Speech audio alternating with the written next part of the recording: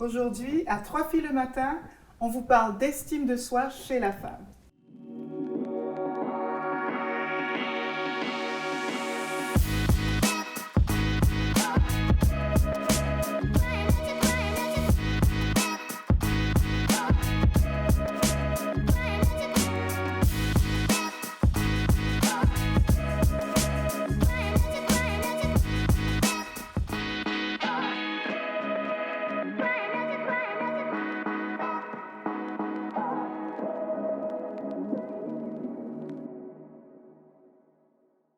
Marjorie, Oui, Muriel. quel plaisir de t'avoir aujourd'hui.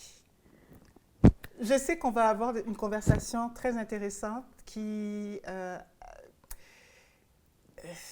une conversation de l'heure, conversation au goût du jour, comme on dit. Oui. Quand on parle d'estime de soi chez la femme, on parle vraiment d'aller dans des profondeurs de notre identité. Oui. On parle de cheminement. Oui. Puis je suis très, très heureuse de t'avoir aujourd'hui. Et nous ne serons pas seuls parce que Nancy est avec nous aussi, Oui. ma chère co-animatrice. Oui. Bonjour. Nancy. Bonjour Muriel, Allô, allô, allô, allô. fidèle au poste. Fidèle au poste. Oui, effectivement, on a un sujet dans le fond qui touche. C'est pas un sujet tabou, comme on peut dire, c'est pas un sujet tabou, Pas du tout. parce que je crois que chaque femme, à un moment dans leur vie, de jeune jusqu'à l'âge que nous avons aujourd'hui, on y passe tout. Oui. Et plusieurs Effectivement. fois même. Donc, je pense que c'est un sujet qui. Ça serait surprenant qu'aucune femme n'aurait pas eu un manque d'estime de soi. Tout à fait. Et pour commencer, Marjorie, qu'est-ce que c'est pour toi l'estime de soi? Bonne question. Tout d'abord, je tiens à te remercier, Muriel et Nancy, Plaisir. de m'avoir invitée sur le plateau. Je suis tellement excitée. J'adore. J'aime partager avec tes femmes. C'est quelque chose qui est cher à mon cœur, de voir l'évolution chez la femme. Et je me suis mis tellement à réfléchir suite à ton appel. Je me suis dit, c'est quoi la définition de l'estime de soi? Parce que vous savez quoi? On ne va pas réinventer là-haut. Tu sais, l'estime de soi, c'est vraiment se reconnaître, reconnaître sa valeur, qui on est, puis être capable de se voir et voir la beauté de qui nous sommes.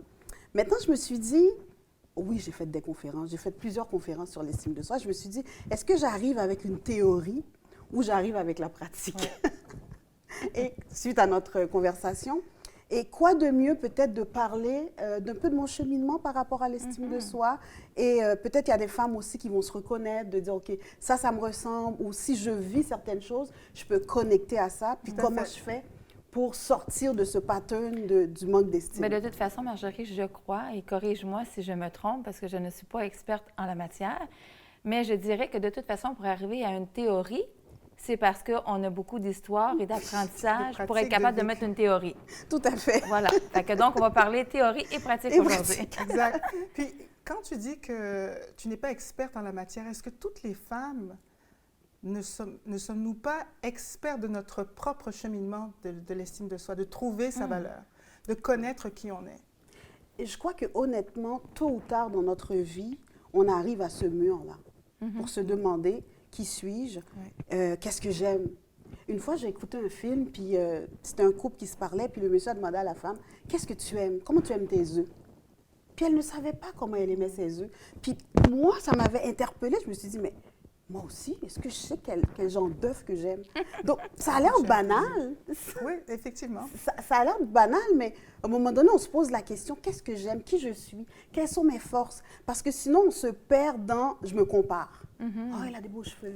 Oh, elle a ci, elle est ça. Puis on se perd dans tout ce qu'on peut voir dans les réseaux, dans les réseaux sociaux et tout ça. Puis on ne sait même plus quelle est vraiment notre valeur à nous. Puis est-ce que ça se peut aussi que les œufs, à 20 ans, je les aimais d'une certaine façon, puis rendu proche de la cinquantaine, je les aime d'une autre façon? Oui. C'est ça. Il faut toujours faire une rétrospective sur nous-mêmes parce que dans le fond, même nous, on peut dire, je me connais depuis que j'ai 20 ans, Tout à fait. mais rendu à 40, j'ai plusieurs choses qui ont changé. Tout à fait. On parlait de ménopause vite, tantôt. Ça change la vie d'une femme et celle d'un homme. Tout à fait. Exact. Et l'estime de soi, elle évolue, hein? Parce qu'on part de la petite fleur qui éclore, puis ça va vers la maturité et tout ça. Et moi, ce que je trouve d'agréable dans l'estime de soi, c'est quand on s'arrête. Puis je pense que, comme tu as dit tantôt, Muriel, on a tous quelque part goûté au manque d'estime. Et ça vient à la base, ça vient dans la famille, la plupart, ça commence dans la famille. Et si je peux vous raconter une petite histoire de ma vie, moi, quand j'étais petite, ma mère avait bien façonné mon estime. Donc, j'étais intelligente, j'étais responsable, leader, puis ma mère me donnait toutes sortes de responsabilités. Fait que petite, je savais que j'étais bonne, je savais que tout ce que je faisais, j'étais capable de le réussir.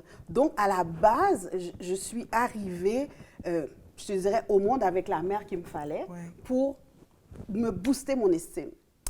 Mais la chute... Ça, c'est booster une estime. S'il y a des mamans qui nous écoutent et qui veulent savoir comment booster une estime, c'est par les paroles. Oui, oui. Des paroles Les encourageantes, mères, des paroles les pères, positives. vous avez un pouvoir inouï sur vos enfants. La parole, ce que vous proclamez sur eux, ça donne des ailes à un enfant. Et je peux vous dire, moi, ça a chuté à 11 ans, mon estime, parce que j'ai quitté Haïti. Donc, il y avait ma Toute mère... l'identité, hein? Oui, ma mère, mes frères et sœurs sont restés et je suis venue trouver mon père avec une nouvelle épouse et ma sœur qui était là depuis 2 ans À avant. 11 ans? Oui, à OK. 11 ans.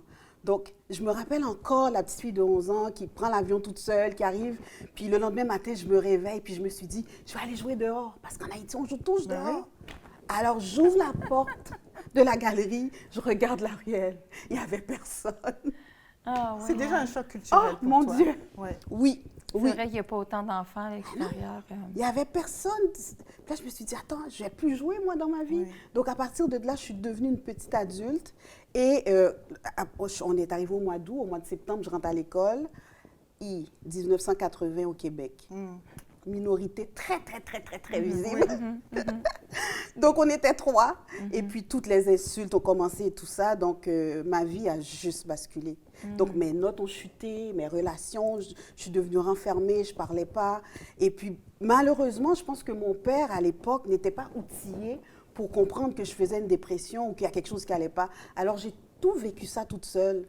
Donc, tout mon secondaire, mon cégep, c'était des échecs.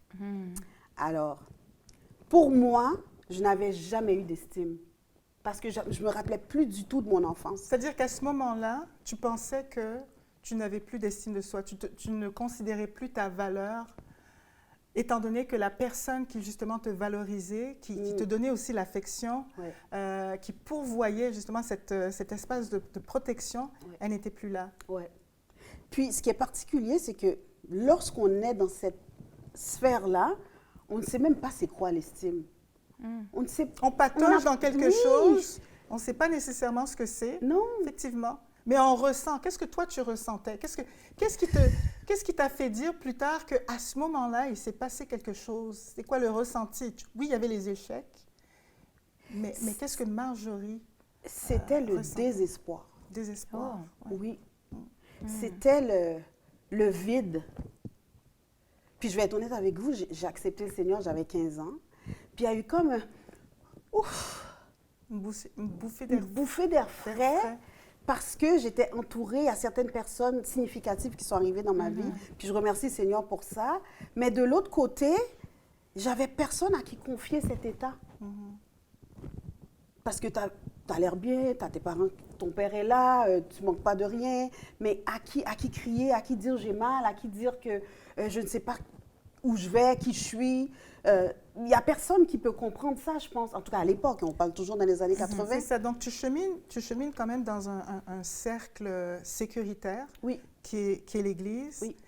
Mais bien que tu étais dans ce cercle sécuritaire, tu n'avais pas de contact avec cette personne que tu étais en Haïti, c'est ça.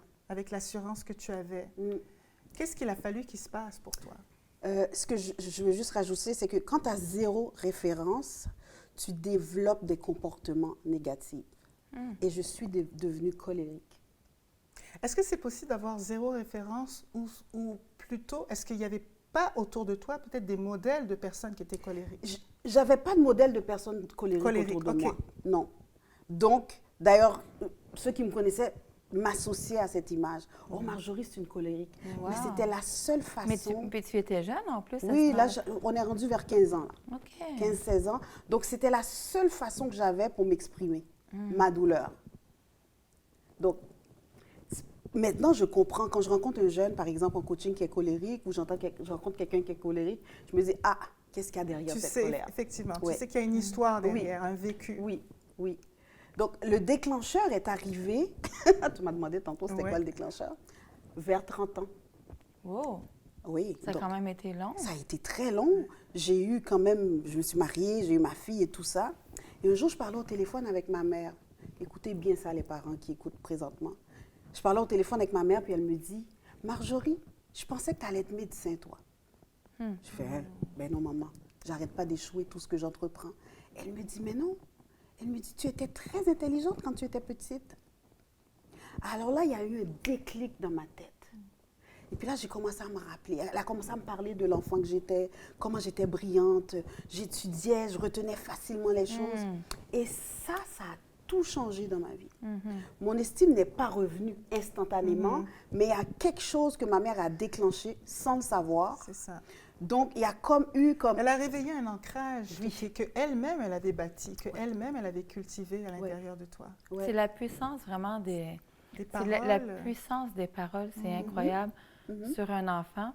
Je dirais que même si les parents, des fois, essaient de bâtir, tu mentionnes qu'en 1980, dans les années 80, c'est vrai, je me souviens, j'étais quand même au primaire et puis effectivement, là, il n'y avait pas beaucoup de personnes de couleur. Ouais. Et puis, je comprends que pour vous, ça a probablement été plus difficile. Puis nous, sur notre côté, on savait comme pas trop comment réagir. Pour nous également, c'était nouveau. Ouais. Mais en même temps, moi, je parle pour moi parce que je suis pas une personne colérique. Je suis pas une personne qui... Je me souviens pas d'avoir été méchante avec une jeune à l'école ou quoi que ce soit. Mais je sais qu'il y en avait. Puis malheureusement, bien, il y a des jeunes qui ne réalisent pas, même s'ils sont jeunes, la puissance de leurs paroles en étant jeunes, qui blessent et qui restent dans le cœur d'un effectivement. enfant. Là. Ouais. Fait que, d'ailleurs, c'est pour ça, je me dis, je faisais une colération pendant que tu parlais, Marjorie, je me disais, la puissance des paroles, Oui. et c'est pourquoi la puissance de sa parole est bonne. C'est- J'avais envie c'est- de le dire. C'est parfait. C'est vraiment C'est la parfait. parole Oui. qui fait Oui. toute une différence. Oui. C'est la parole qui soutient toute chose. Et on parle de la parole de Dieu, effectivement. Ouais.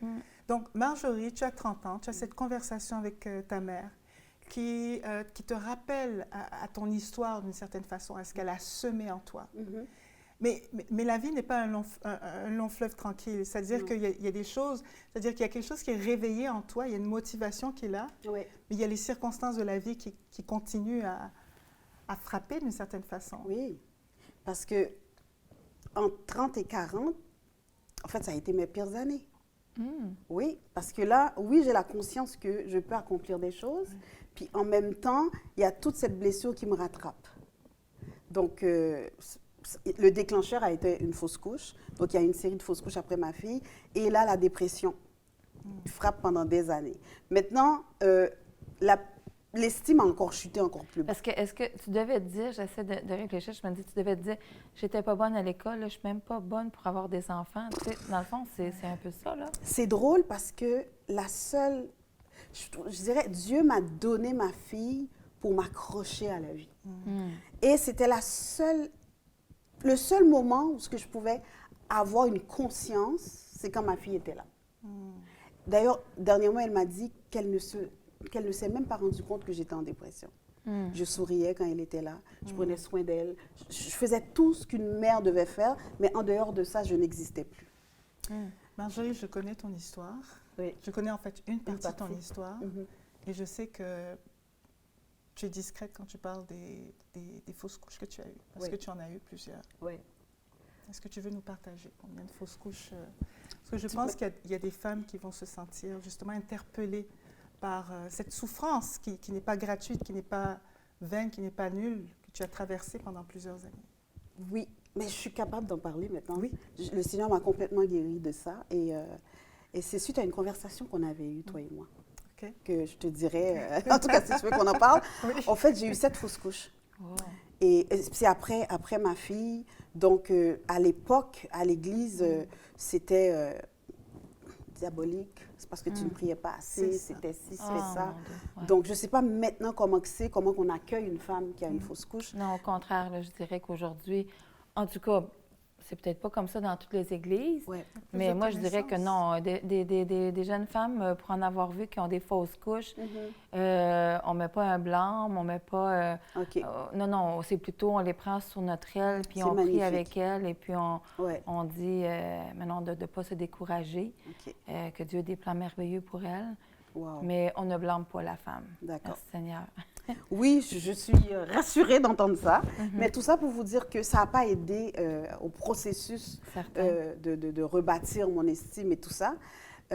Maintenant, ça a été réglé. Mais je peux juste ouvrir une petite parenthèse. Je pense qu'on était chez Pasteur Colette, puis il y avait une série sur les blessures.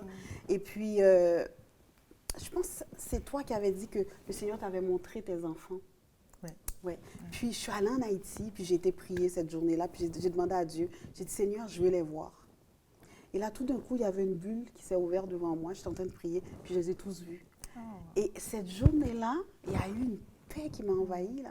La guérison, depuis ce temps-là, je suis capable d'en parler, je suis capable d'encourager quelqu'un, et même d'accompagner quelqu'un qui vit une perte comme ça. Donc, le Seigneur est vraiment fidèle. Moi, je me dis, à qui irais-je? C'est juste lui. Mais cet épisode s'est arrêté, je vous dirais, dans la début quarantaine, mais Mais entre parenthèses, ce qu'il faut dire, c'est que lorsqu'on vit une situation comme ça, en tout cas, moi, j'en ai voulu à Dieu. Puis c'est des situations comme ça, en ce qui te en plus, concerne. oui. Puis on parle aussi d'une certaine... On parle de deuil multiple, Oui. de un, Oui. et aussi un deuil au niveau de notre identité. Qu'est-ce qu'on fait avec notre identité de femme, surtout quand on sait que la femme est porteuse de vie, Oui. la femme donne la vie, et ça a affecté ton estime, la valeur que tu te donnais ou la Ben oui. valeur que tu pensais avoir, Oui. étant donné que tu l'avais associée avec ta capacité à donner la vie, justement. Oui, mais souvent, il y a un dicton qui dit que, on le dit en créole, mais en français, Dieu ne donne pas une peine sans secours, en tout cas. J'essaie de traduire en français, là. C'est un dicton en créole. Mais tout ça pour dire que le fait qu'il m'avait déjà donné ma fille, ça m'a aidé à passer à travers tout ça. Cependant, c'était pas... Je me suis rendu compte que j'ai passé 10 ans de ma vie à ne pas jouir pleinement de ma fille, à focusser sur essayer d'avoir d'autres enfants et d'autres enfants. Et ça, ça m'a vraiment mis par terre, zéro estime. Mais de temps en temps, quand je faisais quelque chose, par exemple, ou j'organisais un événement à l'église, les gens me complimentaient, c'est bien ce que tu fais, tu vois. De temps en temps, il y avait comme une petite lueur d'espoir, comme « Ah ben oui, je suis capable de faire ça. Ah ben oui, je suis capable de faire ça. » Et petit à petit, je me rappelle après, je pense que j'ai eu, pendant quelques années, j'étais en bif contre Dieu.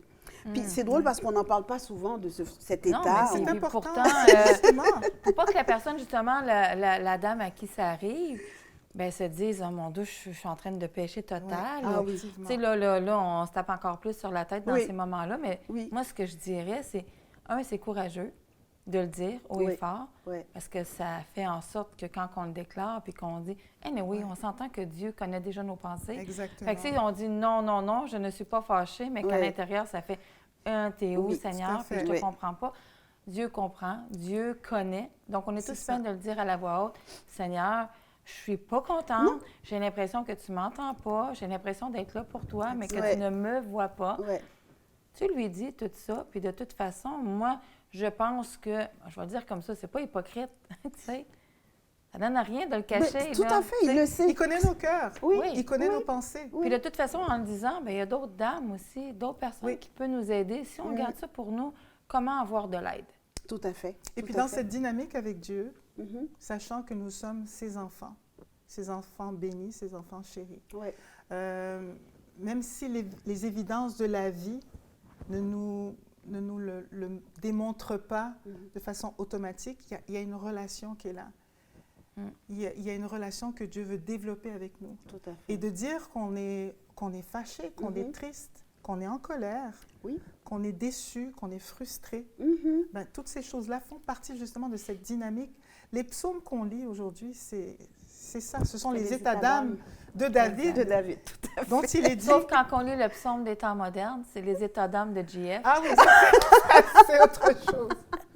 Fallait que je c'est le autre- bloque. oui, Fallait que Écoute, c'est fait, c'est fait. je- C'est des blagues. Ouais. Ouais. Marjorie, Oui.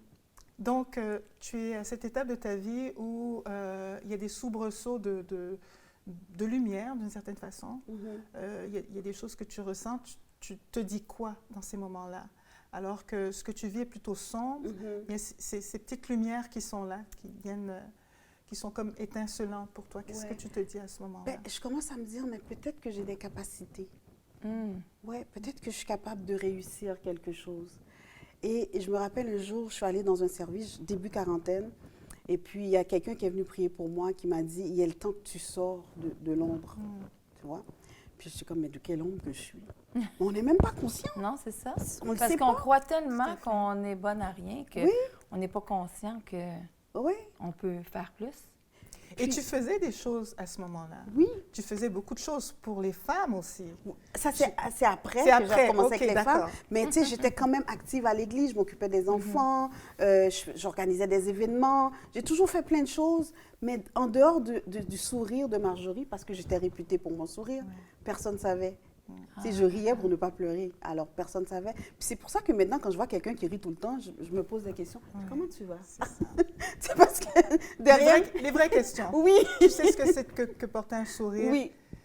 Oui. qui est triste, en fait. Oui. Et cette journée-là que cette personne m'a dit de sortir de l'ombre, je suis rentrée chez moi, j'ai fait une prière à Dieu.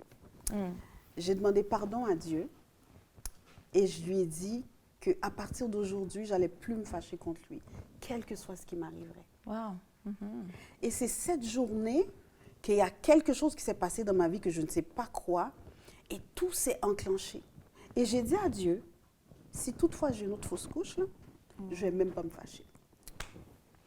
Qu'est-ce que vous pensez qui est arrivé? J'ose pas dire qu'il y en a eu un autre. Ben oui! Oui? OK. Et cette journée-là, j'ai rencontré quelqu'un qui est venu chez moi, qui m'a parlé de quelqu'un qui voulait, qui pratiquait le coaching, qui voulait quelqu'un pour pratiquer, et je suis allée rencontrer cette personne. Et c'est cette journée que ma vie a changé. Donc, il y avait un plan dans tout ça. Oui. Et aujourd'hui, ce que je comprends, c'est que quand j'ai commencé à reconnaître qui j'étais, reconnaître mes capacités, mes forces, parce que finalement, je me suis aperçue que je n'ai pas les compétences de Muriel, je n'ai pas les compétences de Nancy, je ne suis pas pareille, je suis moi. Et ma mère m'a toujours dit, Marjorie, quand tu étais petite, tu ne te comparais à personne. Quelqu'un pouvait avoir une belle poupée, toi, tu t'en foutais, c'était pas à toi. Donc, j'avais déjà Tu savais que tu avais autre chose. Oui. C'est là. Donc, j'avais déjà ces choses en moi. Puis très souvent, ma mère va me le rappeler. « Ouais, toi, t'es comme ça, toi, t'es comme ça. » C'est des choses que Dieu avait déjà mis en moi qui ont commencé à renaître. Et puis, c'est drôle parce que c'est pas... Tu sais, les gens qui ont pas d'estime, parce que des fois, j'accompagne des gens, puis ils arrivent, ils me disent « Je vais travailler mon estime. » Je leur demande « Dans quelle sphère de ta vie tu n'as pas d'estime? » Parce que c'est pas partout, c'est pas généralisé.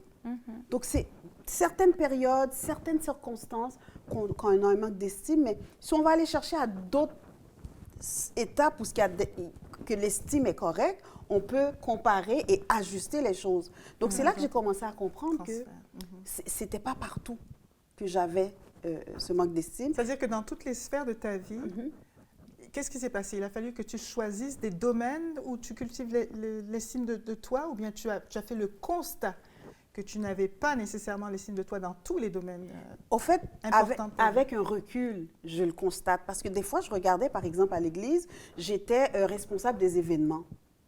Ah, mais j'étais en dépression, là. Ouais. Puis j'étais capable de mettre un événement sur pied, j'étais capable de gérer tout ça. Et après, je me suis dit, mais dans cette sphère de ma vie, j'ai tout ce qu'il faut. J'ai les capacités d'organiser, j'ai la capacité de faire ça. Et là, j'ai commencé à me Et dire... surtout la confiance en soi pour le Oui, faire. tout à fait. Donc là, j'ai commencé à me dire, mais je peux aller chercher ces ressources-là puis les transférer. Bon, on se comprend, là, on est entre coachs. Donc, puis c'est pour ça, maintenant, quand je rencontre quelqu'un qui me dit, je n'ai pas d'estime, je vais demander dans quelle sphère, dans quel domaine, où est-ce que tu... Dans quelle partie de ta vie ou de ta personne où est-ce que tu n'as pas d'estime, parce qu'il y a d'autres sphères où est-ce que tu en as. Donc, comment on gère ça, puis comment on va chercher ces ressources-là pour les transférer ailleurs.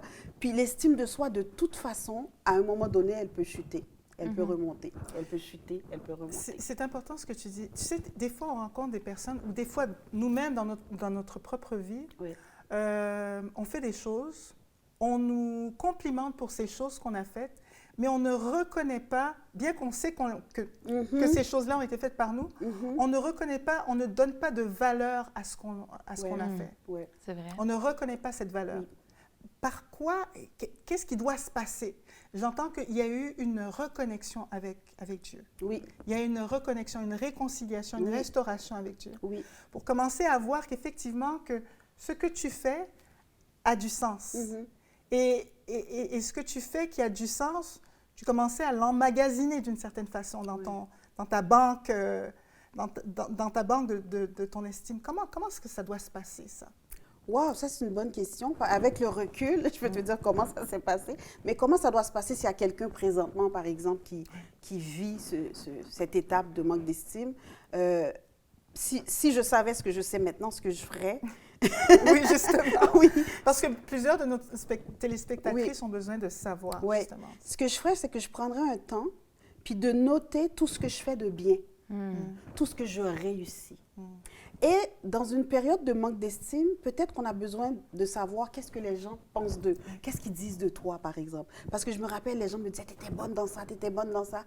Donc, d'aller chercher et de se remémorer, OK, et elle m'a dit que j'avais telle force, j'avais telle capacité, parce qu'on ne le voit pas pour le moment. Donc, peut-être de les noter. Première étape, de prendre conscience que, OK, mais des fois, je me disais, mais qu'est-ce que les gens voient en moi? Pourquoi ils me disent que t'es ci, t'es ça, t'as telle force? Parce que je ne les voyais pas du tout. Mais avec le temps, je commençais à faire des petites choses qui mettaient en valeur ces capacités-là. Et là, je me suis dit, ah, ben oui, je les ai vraiment. Et aussi, un exercice que j'ai fait, en fait, j'avais appris ça dans ma formation de PNL. Donc, c'était comment découvrir ses qualités. Donc, on faisait une liste, par exemple, on nommait une personne qu'on aime beaucoup, puis on écrivait toutes ses qualités. Et on allait prendre, par exemple, un animal ou un plat, puis on écrivait tout ce qu'on aimait dans l'animal ou dans le plat, puis on faisait la comparaison, puis finalement, c'était pratiquement toutes nos qualités. C'est un reflet, effectivement, de qui nous sommes nous-mêmes, comme un miroir. Ouais. Donc ça, c'est vraiment un petit exercice que, quand j'ai fait ça, j'ai fait « Oh, wow! » Donc, tout ce que je vois chez quelqu'un que j'aime sont chez moi. OK. Donc, quand quelqu'un me complimente, je dis « Oh, c'est sûrement le reflet de ce que tu portes. » Ah, oui, parce qu'on voit chez les autres ce qu'on a chez nous. Des fois, les défauts aussi. Hein. Oui, parce qu'on en a tous. Les bébés. Moi, j'appelle ça les bébés force. Ah, oui. Parce qu'on est souvent plus prompt à regarder la poutre. En fait, pas la poutre, mais le petit morceau de... La paille. La paille, merci. Qui est dans l'œil. La paille qui est dans l'œil de l'autre.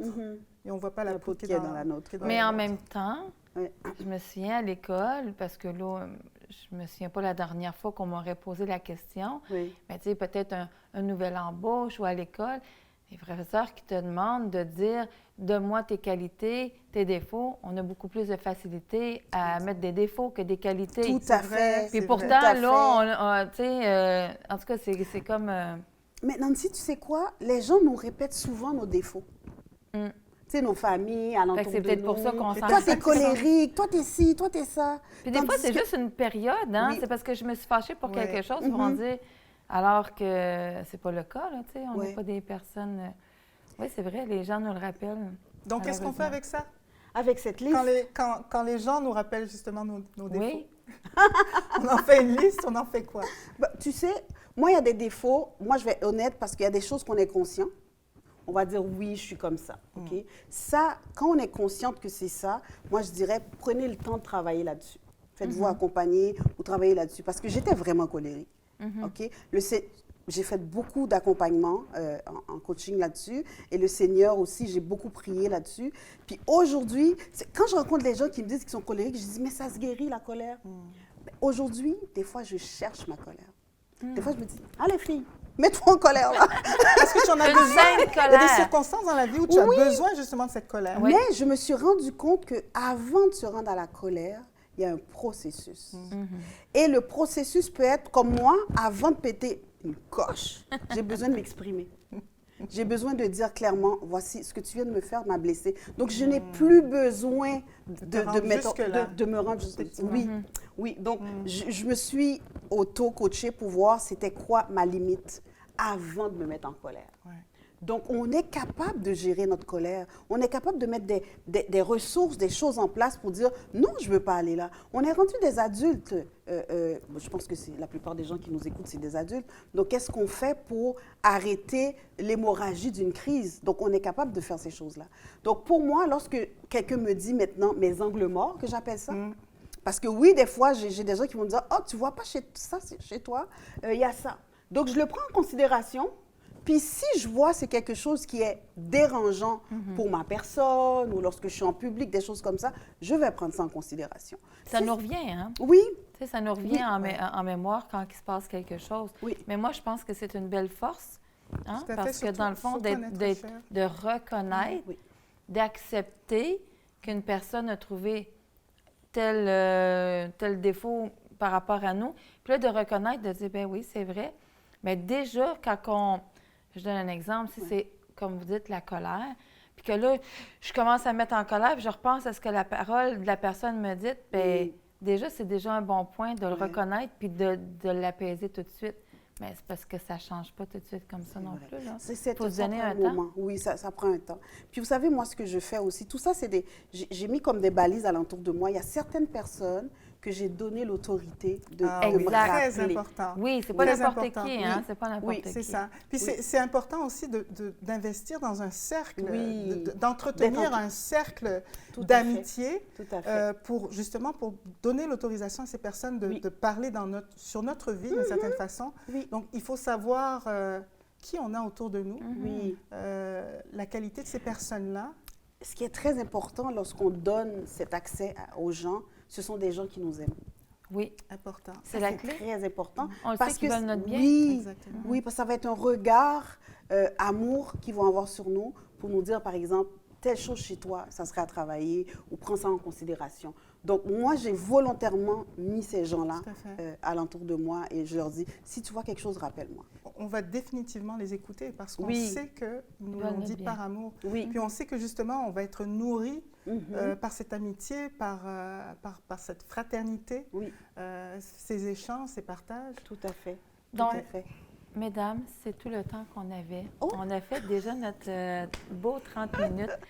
Ce que je retiens, Marjorie, c'est que oui, les paroles, hein, on disait tantôt, les paroles Très peuvent important. blesser, mais d'avoir les paroles des gens qui nous aiment, d'avoir les paroles comme la Bible, d'être capable de relire puis de comprendre que Dieu a marqué tellement d'endroits dans la Bible pour dire à quel point on est merveilleux, qu'on est une belle précieux. créature. Oui. Donc, dans le fond, c'est de s'attacher, pas aux paroles négatives qui nous ont été projetées peut-être dans notre enfance, mais c'est de s'accrocher aux paroles positives, des belles paroles, parce que vous êtes merveilleuses, les filles. Oui, puis si vous permettez un verset que j'aime beaucoup, Oui, que vas-y, j'aimerais vas-y, partager. Marjorie, Marjorie. regarde en avant, parce que les gens vont t'écouter, et puis tu vas faire notre mot de la fin à ce moment-là. Ah oui, parce qu'il y a un verset dans Psaume 82 qui dit « Je vous ai dit que vous êtes des dieux. Vous êtes tous fils du Très-Haut, filles du Très-Haut. Cependant, vous mourrez comme des hommes. Et ce que je trouve malheureux, c'est que Dieu nous a vus au-delà de l'homme, de la chair que nous sommes. Donc, nous sommes créés à l'identité de Christ. Donc, la première chose que j'ai dû faire pour recommencer à retrouver mon estime, c'était de me réconcilier avec Dieu. La réconciliation avec Dieu. Ouais.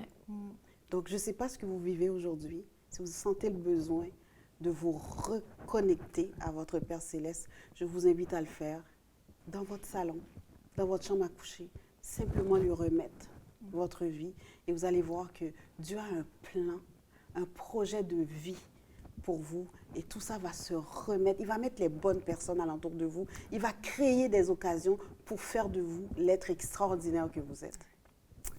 Merci, Marjorie. Merci, C'était Muriel. magnifique de t'avoir, je savais. Et je suis sûre que celles qui nous écoutent vont être vraiment bénies de ce temps de partage qu'on a eu ensemble. Merci, Muriel. Merci, Merci, Marjorie. mesdames. Merci à la Merci à maison. vous. On se retrouve dans 2 semaines. Oui.